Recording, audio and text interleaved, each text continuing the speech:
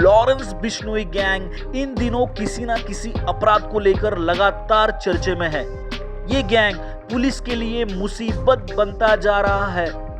आज जानते हैं इस गैंग के काम करने का तरीका, वो 5 नाम जो इस गैंग को चला रहे हैं, वो चेहरे जो बिश्नोई गैंग के सबसे खतरनाक चेहरे हैं।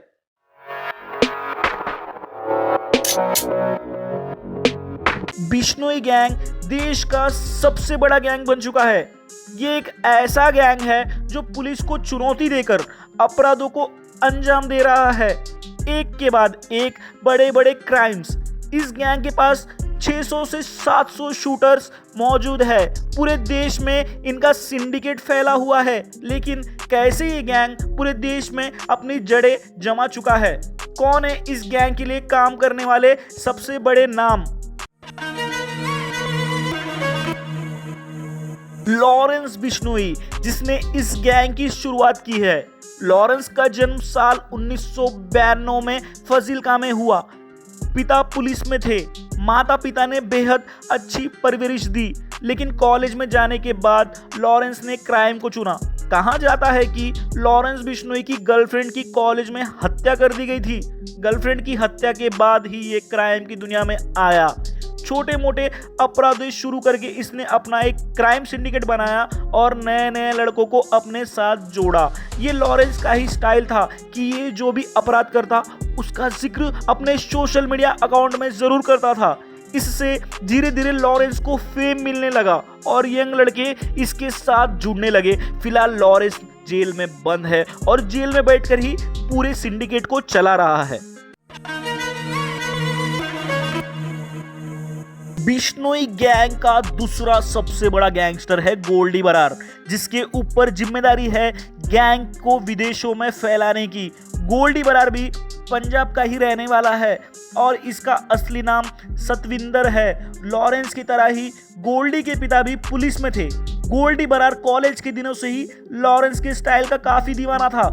इसी दौरान गोल्डी के भाई की हत्या हो गई। इस हत्या के बाद गोल्डी खुलकर लॉरेंस के गैंग में शामिल हो गया और अपने भाई के हत्या के आरोपी को मौत दे दी। इस कत्ल के बाद गोल्डी बरार कनाडा चला गया।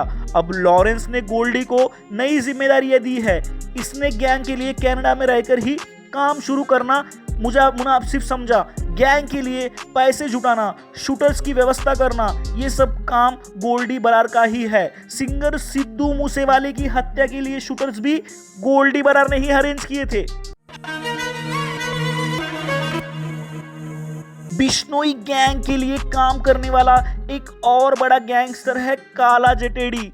दिल्ली का ये गैंगस्टर करीब 15 सालों तक दिल्ली, हरियाणा, पंजाब और राजस्थान में अपनी दहशत फैलाता रहा। काला जटेड़ी दिल्ली के बम्बिहा गैंग का दुश्मन है और इसलिए ये लॉरेंस बिश्नोई गैंग के लिए काम करने लगा। जटेड़ी के बॉर्डर पर काफी कनेक्शन माने जाते हैं। बॉर्डर पार से बिश्नोई गैंग को मॉडर्न हथियार पहुंचाना काला जटेड़ी की जिम्मेदारी है। हालांकि करीब 2 साल से ये जेल में बंद है, लेकिन बावजूद इसके बाहरी दुनिया से इसके कांटेक्ट बने हुए हैं। बिश्नोई गैंग का चौथा बड़ा चेहरा है संपत नेहरा। यूनिवर्सिटी में लॉरेंस का जूनियर रहा संपत नेहरा कभी एक फेमस एथलीट हुआ करता था, जिसने देश के लिए पदक भी जीता, लेकिन बाद में वो लॉरेंस के गैंग में शामिल हो गया। संपत के पिता भी पुलिस में ही थे। संपत वैसे तो राजस्थान का रहने वाला है, लेकिन पिता नौकरी की वजह से पंजाब शिफ्ट हो गए थे, तो बस इसकी पढ़ाई लिखाई पंजाब में ही हुई। लॉरेंस बिश्नोई ने संपत को सलमान खान मारने की जिम्मेदारी दी हुई थी और इसी सिलसिले में पुलिस ने इसे गिरफ्तार किया था। दक्षिण भारत में बिश्नोई गैंग को फैलाने की जिम्मेदारी भी संपत नेहरा के पास ही है।